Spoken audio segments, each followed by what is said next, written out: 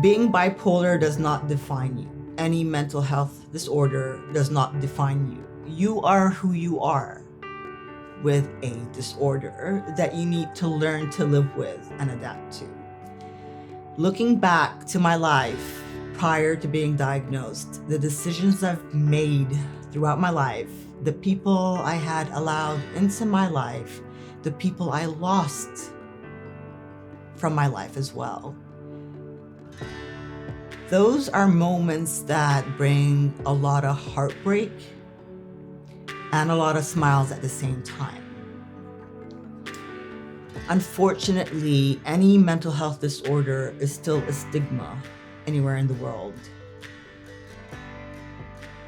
What I can tell you this, after being diagnosed, I have gained more friends and I have lost a lot more. What I did not realize is how heavy it can be for me and for the people around me.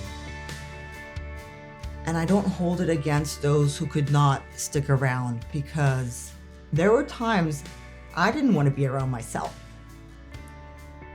And that's also okay.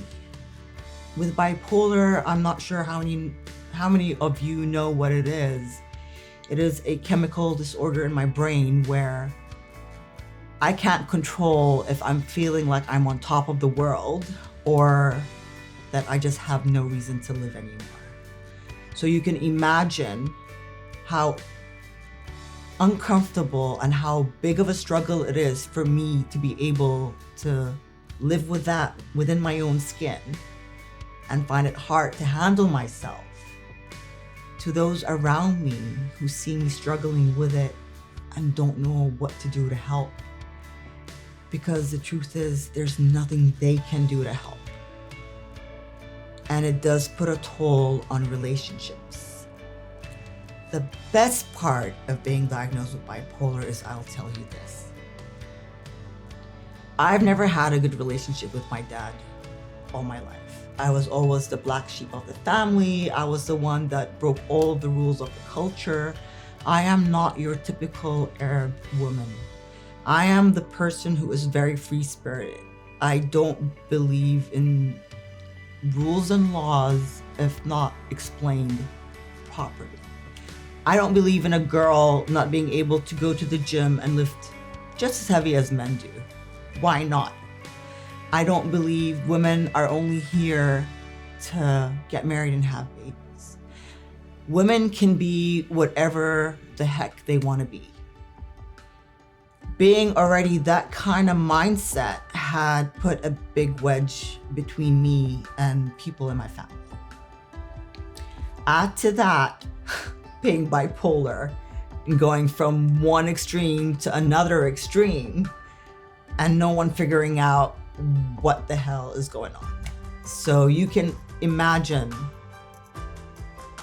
how they perceived me as well.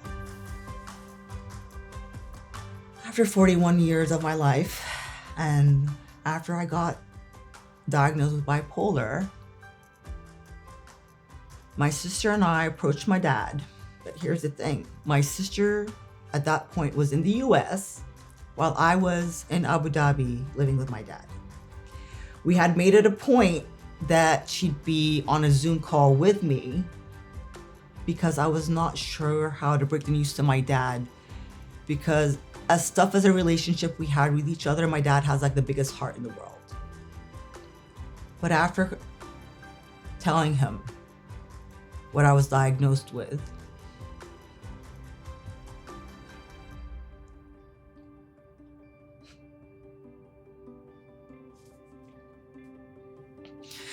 I think it was the first time he actually saw me for who I am.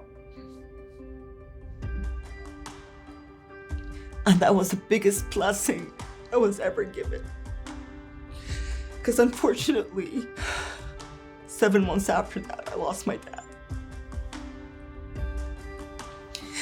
And I won't lie if I tell you that I still struggle big time with being able to lift myself up out of bed every day and make it through life, knowing that once I finally had my dad to see me for who I am, I lost him in a very short period right after that. But it is a blessing that I still had that little time with him before he left us. The one person I will tell you that's been there for me nonstop is my sister. She's my rock, and she's always been there for me, and we've always had a solid relationship. Not when we were young, I'll tell you that. We were like the worst sisters going up to each other. We were like constantly getting into fights and stuff. But as we grew older, we got really, really close. And after being diagnosed with bipolar,